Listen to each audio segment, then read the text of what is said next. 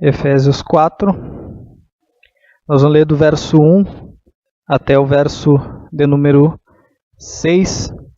Mas antes da gente iniciar a leitura, eu quero trabalhar um pouquinho do que foi tratado no domingo passado, onde nós falamos sobre uma segunda oração teológica. Paulo trabalhou Efésios, finalzinho do capítulo 3, do verso 14 até o verso 21, onde Paulo, orando por uma segunda vez na carta aos Efésios, ele começa a ensinar teologia orando. É um princípio que Paulo sempre utiliza nas suas cartas, uma oração, e esta oração ensinando teologia. Ele ensinou que que ele se pôs de joelho, ele tomou toda a igreja, o nome de toda a família de Deus, para que segundo a riqueza da glória de Deus fosse concedida que os crentes fossem fortalecidos no poder do Espírito interior no homem, e assim habitasse Cristo neles, e que pela fé, arraigados e alicerçados em um sentimento que é o amor, eles pudessem compreender a largura, comprimento, altura e profundidade. Isso era o amor de Deus para com os seus, era o amor de Jesus Cristo para com a sua igreja. Então a largura, o comprimento, altura e profundidade que Paulo está falando de características do amor de Deus para com a igreja. E quando a gente entende a largura, o comprimento, a altura e profundidade, a gente conhecia o amor de Cristo, que ele era poderoso para fazer muito mais do que a gente pensa e imagina. Então Paulo orando, ele fala estas coisas sobre a igreja de Éfeso, e não só a igreja de Éfeso, que era uma carta que era para rodar todas as igrejas da Ásia Menor. Primeiramente chegou em Éfeso e depois ela ia circular as outras igrejas. Paulo orando e ensinando a vontade de Deus para com os crentes. Então o tema da mensagem anterior foi uma segunda oração teológica de Paulo. Paulo já tinha feito uma primeira oração no capítulo 1 de Efésios, no verso 15 até o 23. Paulo já tinha feito a oração. E Paulo termina o capítulo 13 e ele começa o capítulo 4. O capítulo 4, 5 e 6 de Efésios, Paulo está trabalhando questões práticas à igreja. Capítulo 1, 2 e 3 ele ensina a teologia, 4, 5 e 6 ele ensina a aplicação daquilo que ele ensinou. Isso é um princípio muito importante porque nós não ensinamos teologia mais. Nós não ensinamos mais teologia à igreja. Nós achamos que isso é coisa da letra, isso mata. Mas Paulo sempre ensinou teologia e depois a prática. Nunca prática e depois teologia. Sempre primeiro teologia e depois a prática. Esse é o princípio que Paulo utilizou nas suas cartas e é um princípio, inclusive, que Jesus aplicou. Jesus aplicou aos seus apóstolos. Ensinou-os primeiramente antes de enviá-los, não foi? Não tiveram um intensivão, um cursinho de 3 anos com Cristo? E mesmo assim os homens deram uma resbaladinha, mas eles aprenderam teologia primeiro.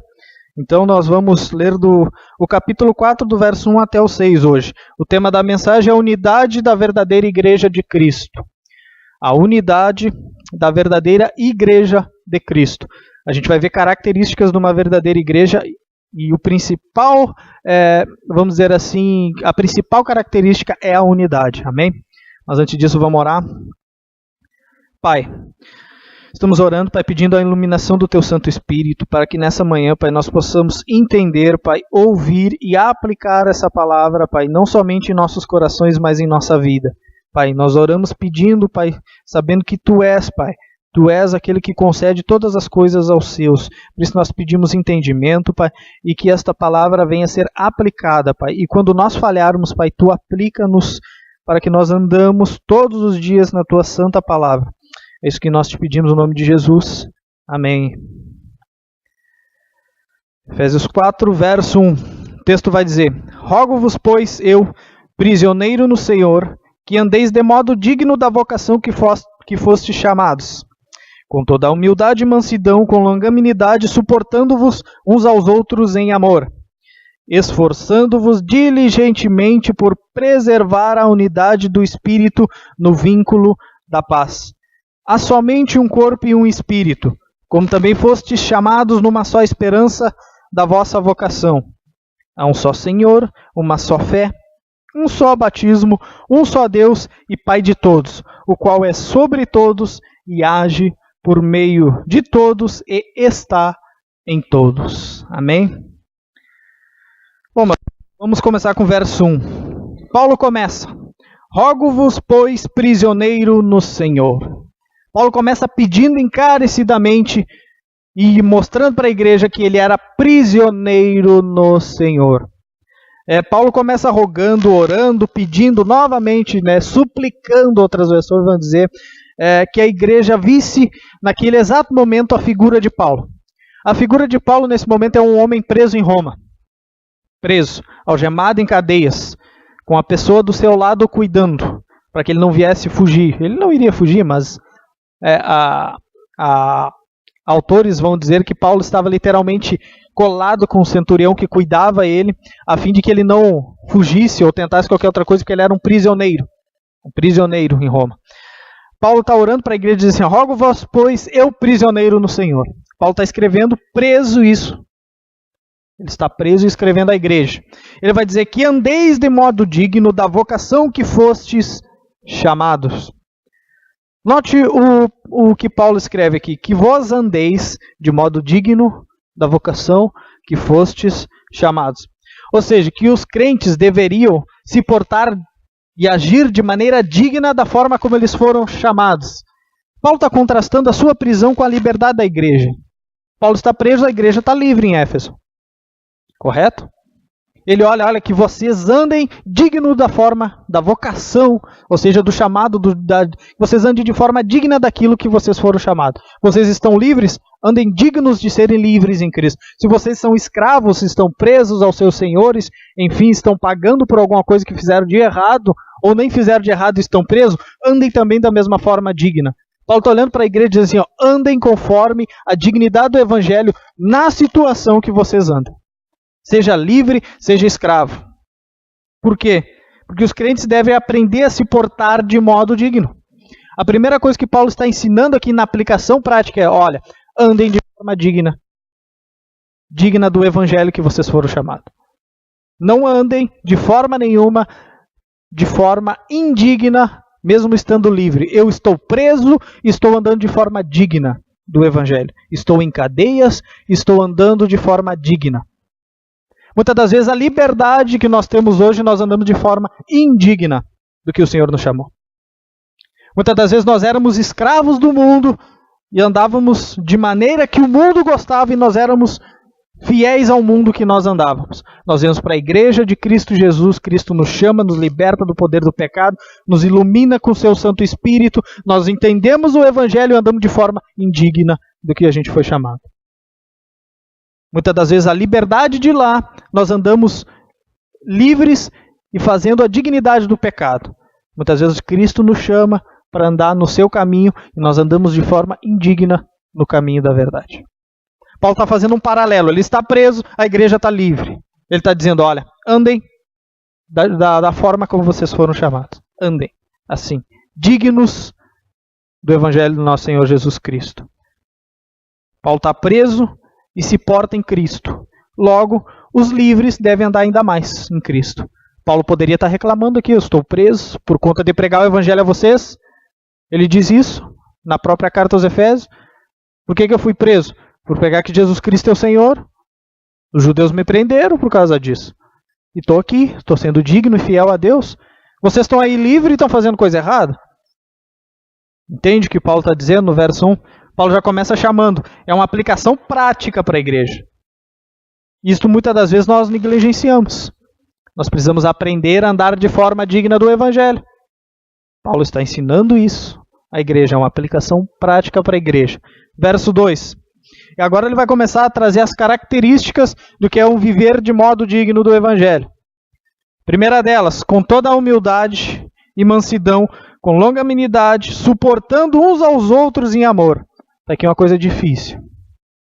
Aqui Paulo começa a dificultar a coisa. Ande de forma digna já é um pouquinho difícil. Aí Paulão olha para a gurizada e diz assim, com toda a humildade e mansidão. Uma coisa que crente tem que aprender. Eu principalmente.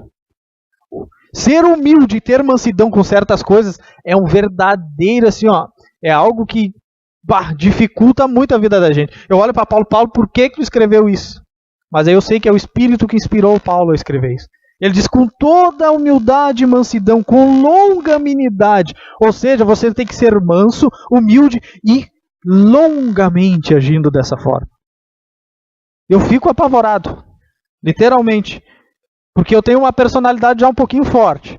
Já não sou tão calminho, sou aquele meio nervosinho, que fica batendo o pé. Como é que eu vou andar com toda humildade e mansidão? Aí depois Paulo vai dizer, suportando uns aos outros em amor. Coisa difícil é às vezes tu suportar em amor as pessoas. Principalmente aqueles mais fracos na fé. Que se tu bota uma camisa assim que tem alguns dizer, tá com a camisa, não sei o que. Essas camisas não pode, tem que ser terno e gravata. Tem que suportar. Mata no peito, aguenta. Pai, ajuda ele a sair desse legalismo religioso. Mas Paulo diz. As atitudes que Paulo está pedindo aqui para os crentes não é nada diferente do que o próprio Cristo teve. Em Filipenses 2, verso 7 e verso 8, a gente vê o Filho de Deus tendo uma atitude humilde. Em Filipenses.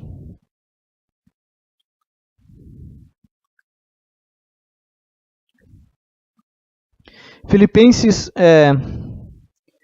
2, do verso 7 ao verso 8, olha o que diz. Antes a si mesmo se esvaziou, assumindo a forma de servo, tornando-se em semelhança de homens e reconhecido em figura humana. A si mesmo se humilhou, tornando-se obediente até a morte, morte de cruz. Jesus foi humilde.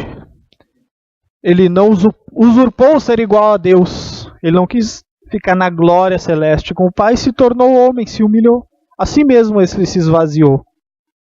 Ele teve uma atitude humilde. Não foi o Pai que esvaziou, assim mesmo ele se esvaziou.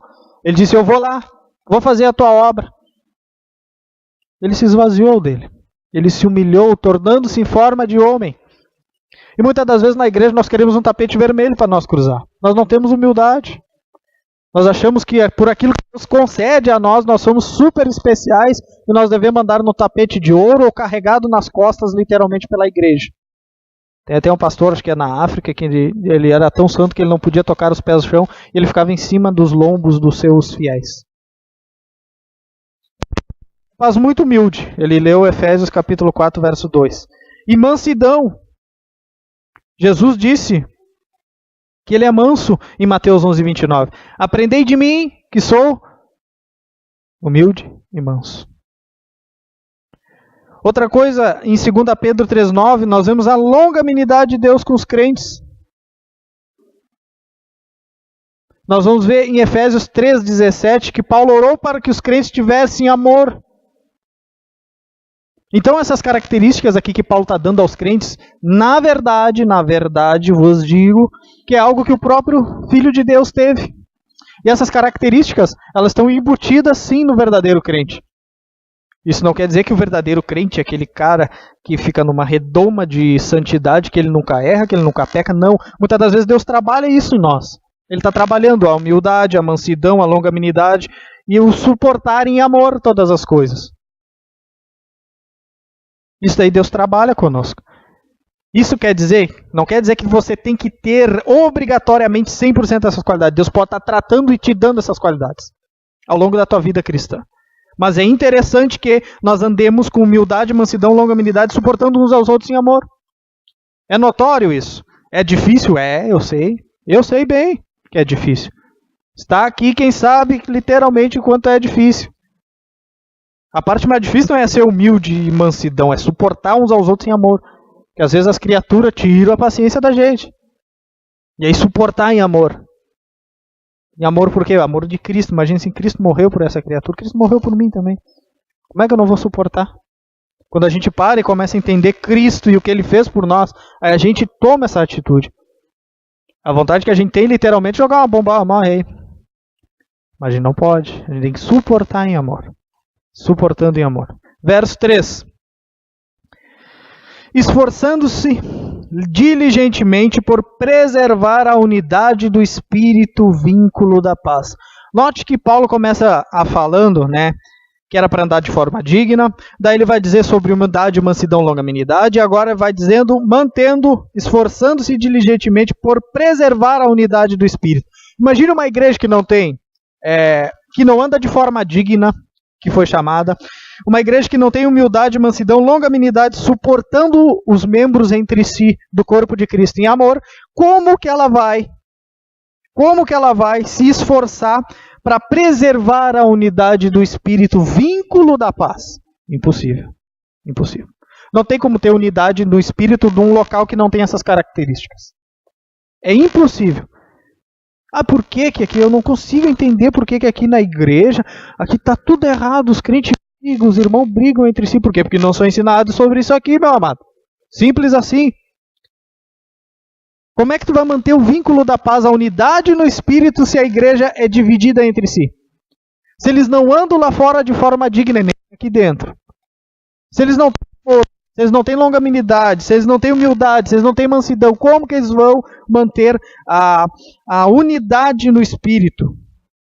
O vínculo da paz, como isso? É impossível. E Paulo está escrevendo a igreja, ensinando aplicações práticas para vocês, esforçando-vos. Ou seja, cabe a você se esforçar.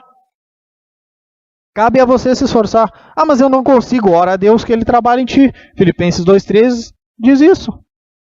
Desenvolvei com tremor e tremor a vossa salvação. Verso 12 de Filipenses. Verso 13, porque é Deus quem efetua em vós tanto o querer como realizar.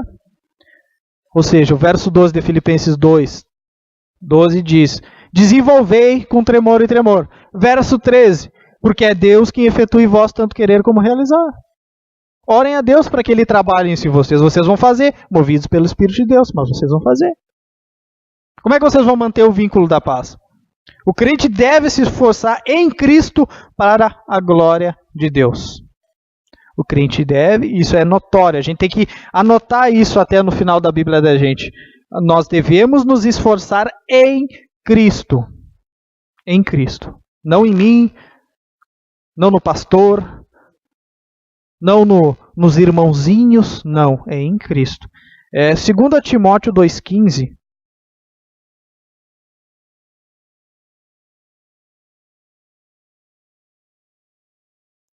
2 Timóteo 2,15, Paulo vai escrever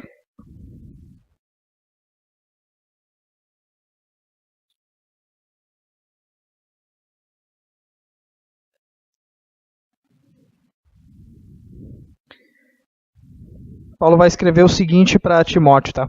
Ele vai falar sobre as falsas doutrinas dos crentes, né, e como corrigir. Paulo vai dizer assim, procura apresentar-te a Deus aprovado como obreiro que não tem do que se envergonhar, que maneja bem a palavra da verdade.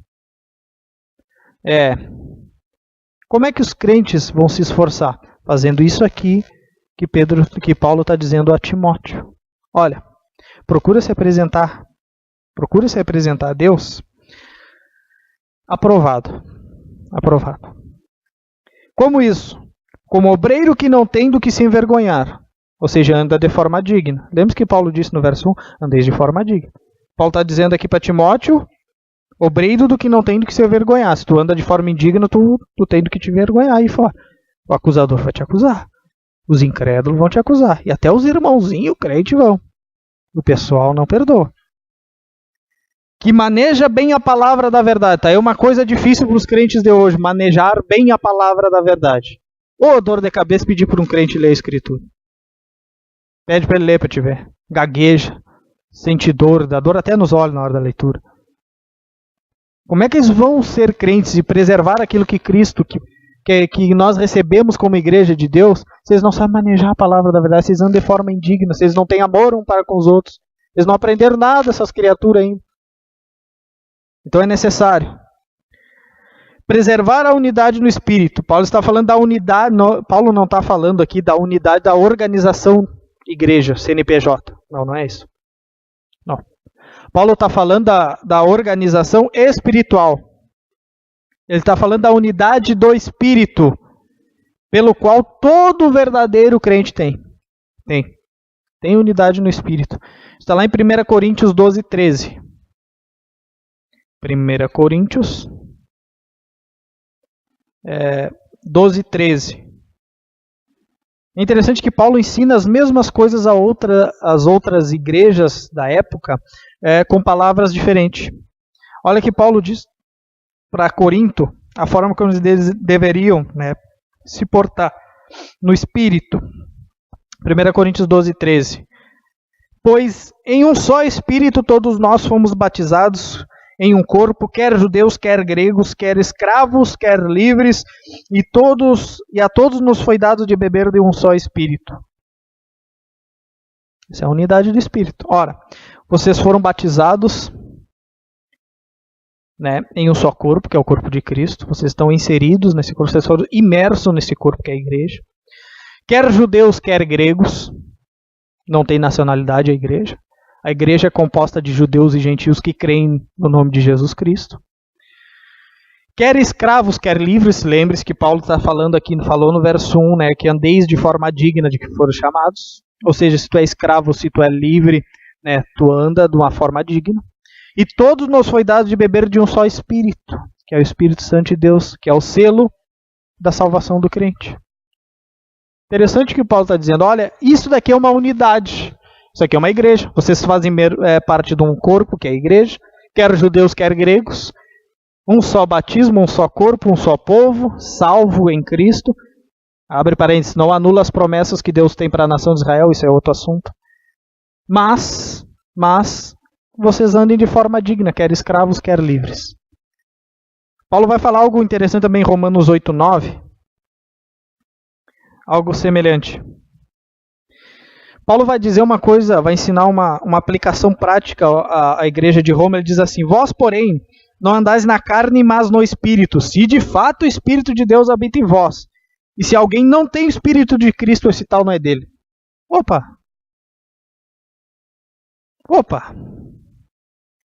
Que andeis de forma digna. Olha o que Paulo diz. Se tu não tem o Espírito de Cristo, não é de Cristo. O Espírito de Cristo aqui é o Espírito Santo. Se tu não tem o Espírito, tu não é de Cristo. Paulo está escrevendo aos, abre aspas, crentes de Roma. Então manter a unidade da igreja é ser crente, é mostrar que tu tem o Espírito de Cristo. Como é que eu sei que eu sou batizado? Entre aspas, o meio pentecostalismo diz que eu batizado com o Espírito Santo quando tu, né, como a segunda bênção, e ali tu tem os dons derramados sobre tu. Não. Só é de Cristo se tu tem o Espírito de Cristo. Tu tem o Espírito de Cristo, tu crê em Cristo, tu entende o que Cristo está falando através de Paulo, o Espírito Santo está ministrando, então tu tem unidade com a igreja, tu anda de forma digna, com humildade, mansidão, longanimidade, suportando os outros em amor. Isto prova que tu tens o Espírito de Cristo. Não é uma segunda bênção, é uma só bênção, quando tu crê. Isto faz parte da unidade da igreja. Muitos dividem a igreja por causa desta segunda bênção. Fulano de tal prega muito bem, mas não vai batizar no Espírito Santo, né? Não tem a unção. Não. Isso é dividir, é não ter unidade num só Espírito. Isso é causar divisões por causa de simplesmente de achar que ser carismático é um sinônimo de estar no Espírito. Não. Tu é carismático? Amém. Tu fala com fervor? Amém. Mas a verdadeira amostra do que o crente anda em unidade no Espírito, que é de Cristo, se tu não anda nesse Espírito, tu não é de Cristo, é isso aqui que Paulo está ensinando. Andar de forma digna, com mansidão, suportando em amor e mantendo a unidade. O vínculo da paz. Amém? O verso 4. Verso 4. Há somente um corpo e um espírito, como também fostes chamados numa só esperança da vossa vocação. Há um corpo e espírito. Ou seja, há somente um corpo, que é o corpo de Cristo. Há somente um espírito, que é o espírito de Cristo. Né? A unidade do corpo e espírito, essa é a verdade que Paulo quer transmitir à igreja. Essa é a verdade que Paulo quer transmitir, a unidade. Por isso que o tema da mensagem é a unidade da verdadeira igreja de Cristo. O cerne todo do capítulo 4, do verso 1 até o 6, é unidade.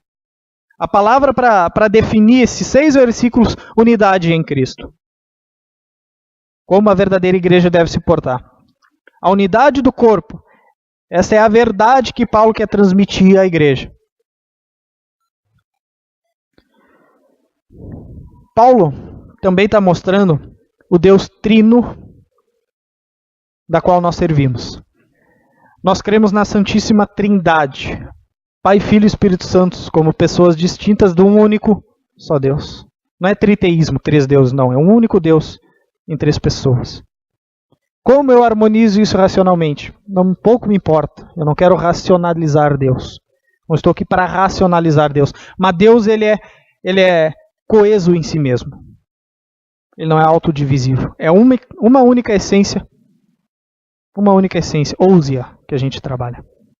Em três hipóstases. Jesus no cenáculo, pouco antes da sua traição, ele orou, ele disse assim: Pai Santo, guarda-os no teu nome, o nome que me deste, para que sejam um como nós somos. E que todos sejam um como tu, Pai, estás em mim e eu em ti, para que ele também sejam um em nós. E a glória que tu me deste, eu tenho dado a eles, que sejam um, como um, nós somos um, e neles, tu e mim, para que eles sejam perfeitos em unidade. João capítulo 17, o verso 11, depois do verso 1 até o 23. Jesus orando, pedindo que os discípulos e aqueles que o Pai deu a ele, fossem um, assim como Cristo é com o Pai. Um. A unidade. Paulo está ensinando isso à igreja. Paulo está dizendo, olha, é um só corpo e um só espírito, olhem para Jesus Cristo, a unidade que ele tinha com o Pai. Assim deve ser a igreja de Cristo Jesus, para com seus membros e para com Cristo, para com Deus e para com o Espírito. É assim que deve ser a igreja. Jesus está orando dizendo, olha Pai, eu peço para que eles sejam assim como eu sou contigo. Eu estou em ti, tu estás em mim. Eu sou um contigo. É por isso que eu estou orando. Eu estou orando para que eles sejam assim da mesma forma. Unidade do Deus Trino e a unidade da igreja. A unidade. Uma pergunta que a gente tem que fazer. Há unidade na igreja hoje? Há unidade na igreja hoje? Dificilmente. Então esta oração de Jesus, no capítulo 17 do Evangelho de João, verso 11, do verso 21 ao 23. Olhem, analisem essa passagem depois. Deus está dizendo, assim como eu sou um com o Pai, eu estou pedindo para eles serem um comigo. Jesus está pedindo aos seus discípulos isso. A unidade. Um corpo e um só espírito. Como também foste chamados numa só esperança da vossa vocação. Chamados em uma só esperança. Qual é a esperança do crente? Qual é a esperança do crente? Estar com quem? Com nosso Senhor e Salvador. Essa é a esperança.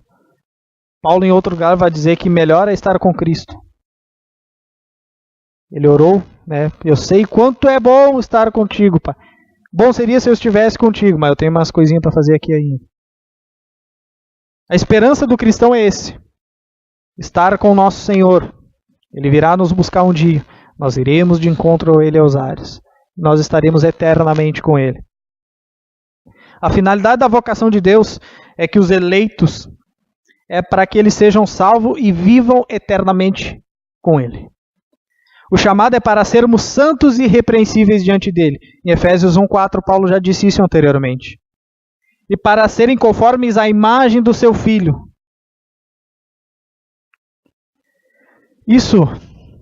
Essa imagem do Filho, muitas das vezes a gente aplica para hoje. Não. Hoje ainda nós temos a imagem perfeita do Filho. Deus olha para nós e vê o Filho dele, por causa da justificação pela fé. Pela fé nós somos justificados, ou seja, pelo sacrifício de Cristo. Que Deus olha para nós, pecadores, viu pecadores mortos, Ele olha para nós, não, mas Ele creu no meu Filho. Eu vejo o meu Filho nele, ainda que totalmente formado e completo nele. Mas essa esperança que nós temos é que um dia nós seremos totalmente santos e totalmente irrepreensíveis na sua presença. Paulo fala isso em Efésios 1:4. Que nós somos eleitos para sermos santos e irrepreensíveis diante da sua presença. Hoje ainda nós somos falhos e pecadores, mas um dia nós seremos transformados. Nós teremos o corpo da nossa humilhação glorificado. Foi para isso que nós fomos chamados por Deus. Para um dia na eternidade nós sermos santos e totalmente irrepreensíveis na sua presença. E a igreja não sabe para que foi chamada. A igreja foi chamada para isso. Isso que é ser chamado em uma só esperança. A igreja, comunidade em si, deveria estar esperando isso. Qual é a esperança do crente? Está na glória com o Senhor. A esperança do crente da igreja hoje, muitas das delas, é uma vida próspera. Uma vida com abundâncias, com bênçãos terrenas. Não é isso. Essa não é a verdadeira chamada de Deus para nós. A verdadeira chamada de Deus para nós é esta: para sermos santos e irrepreensíveis na sua presença. Foi para isso que Deus nos chamou. Para isso que nós fomos eleitos. Por isso que o nosso nome foi escrito no livro da vida antes da fundação do mundo. Foi para isso. E nós perdemos isso ao longo da caminhada. Verso 5. Há um só Senhor, uma fé, um só batismo, há um só Senhor, uma fé e um só batismo. Há um só Senhor, uma fé e um batismo.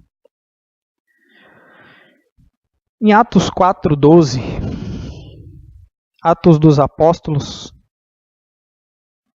4:12,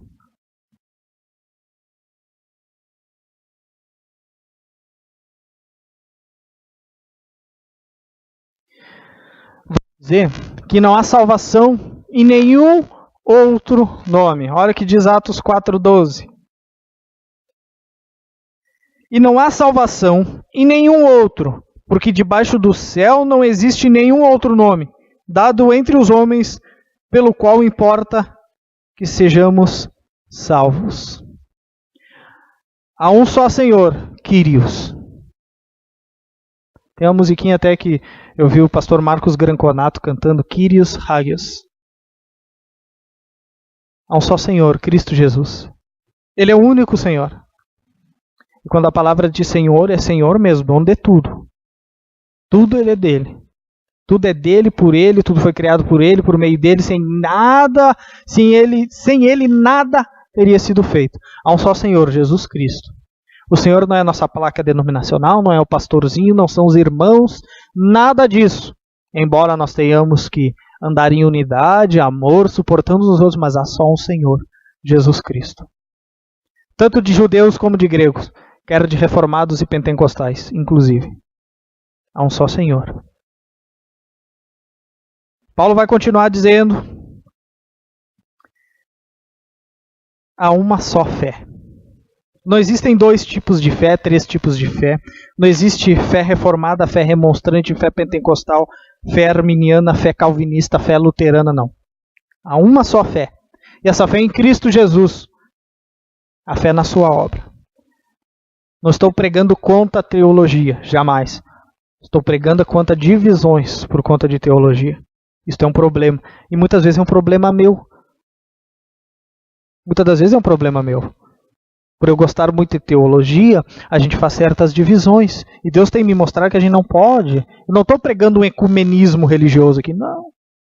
Estou pregando que é uma só fé. O mesmo Deus que salva o pentecostal é o mesmo Deus que salva o reformado. É o mesmo Deus. É um só Senhor para os dois, Jesus Cristo. Há uma só fé para os dois. Há uma sola fide. Somente uma fé, a fé em Jesus Cristo. A justificação pela fé na obra de Jesus Cristo. Isso quer pentecostais e quer reformados creem. Há diferença no modo como eles agem? Há diferença, sim. Mas há só uma fé.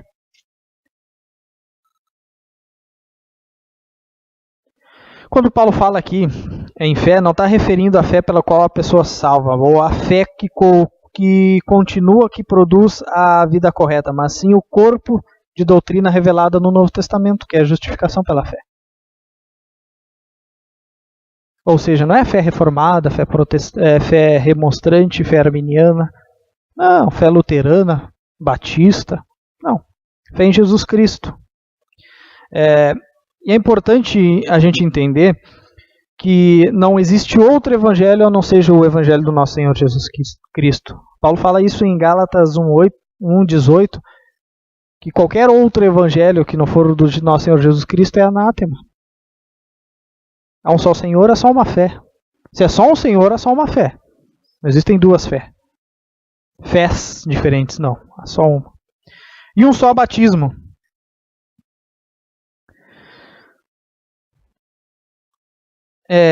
O batismo aqui do verso 5 também serve para a gente referir o batismo de inserção no corpo, mas também o batismo com água do Novo Testamento, que significa um crente confessar publicamente Jesus Cristo.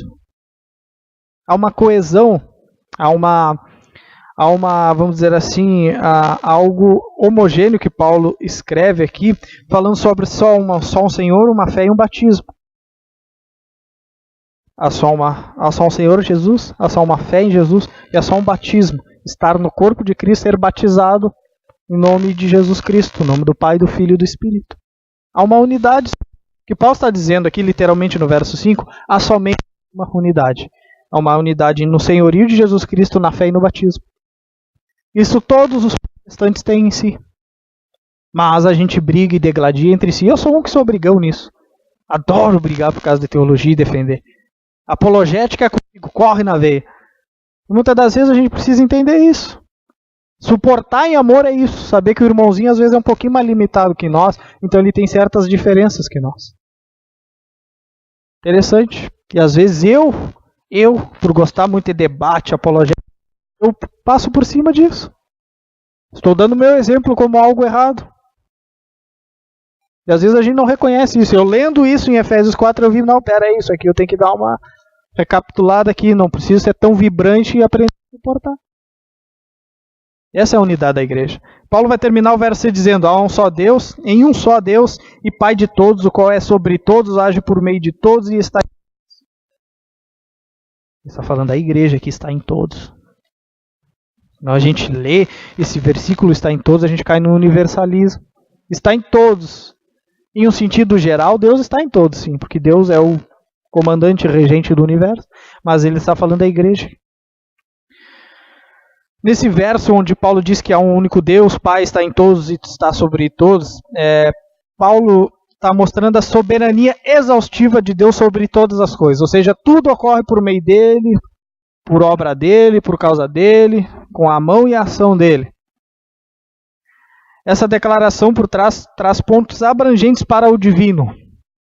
A unidade gloriosa eterna que o Pai dá aos crentes pelo Espírito e por meio do Filho. Ou seja, Deus criou, Deus amou, Deus salvou, Deus controla, sustenta, enche, Deus é bendito. Somos um povo com Deus soberano sobre tudo, onipotente por tudo e onipresente em todos. Paulo está mostrando os atributos incomunicáveis de Deus aqui. Quando Paulo diz que somos sobre tudo, que Deus está sobre tudo, está mostrando a soberania de Deus. Quando Paulo diz por tudo, a onipresença de Deus. E onipresença essa é que está em todos.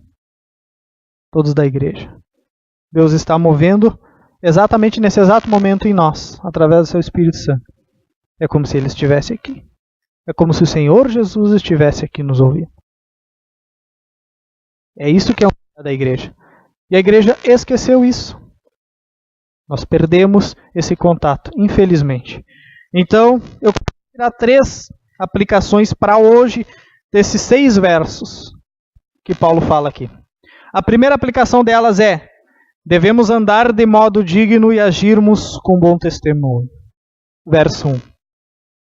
Essa é a primeira coisa que Paulo ensina na prática depois de ensinar a teologia. A prática de Paulo também é teológica. Devemos andar de modo digno da qual nós somos chamados. Devemos andar sim. O nosso bom testemunho muitas das vezes é muito mais eficaz do que uma pregação. Então devemos andar de modo digno. Segunda coisa, o crente possui características, conforme o verso 2 e o verso 3. E andar de forma digna é com toda humildade, mansidão, longanimidade, suportando uns aos outros, esforçando diligentemente por preservar a unidade do Espírito, o vínculo da paz. Verso 2 e 3. São características da unidade, da pluralidade da unidade de pessoas dentro da igreja. Essas são as características. Não estou dizendo que tem que ter todas, porque Deus pode estar trabalhando em alguma delas. Mas no mínimo uma tem que ter. Impossível. Impossível. Senão a gente vai ter que lembrar o que Paulo disse aos Romanos. Se é que tendes o Espírito de Cristo em vós. Romanos 8, 9. A terceira aplicação é a unidade da igreja, onde a gente vê isso no verso 4, 5, 6. Onde Paulo diz: há somente o corpo, o espírito, também como foste chamados, numa só esperança da vossa vocação. Há um somente Senhor, uma fé e um batismo. Há um Deus, Pai de todos, o qual é sobre todos, age por meio de todos e está em todos. A unidade. A terceira coisa que eu aprendo é a unidade da igreja, a unidade do Senhor dessa igreja. Então são as três aplicações de hoje que eu tirei para a unidade da verdadeira igreja de Cristo. Efésios 4, do 1 ao 6. Amém? Nós vamos trabalhar a próximo domingo sobre o ministério e o serviço dos santos. Nós vamos ler do verso 7 até o verso 16, onde Paulo vai dar. Note que primeiro ensino sobre a unidade do primeira unidade do caídos na fuga.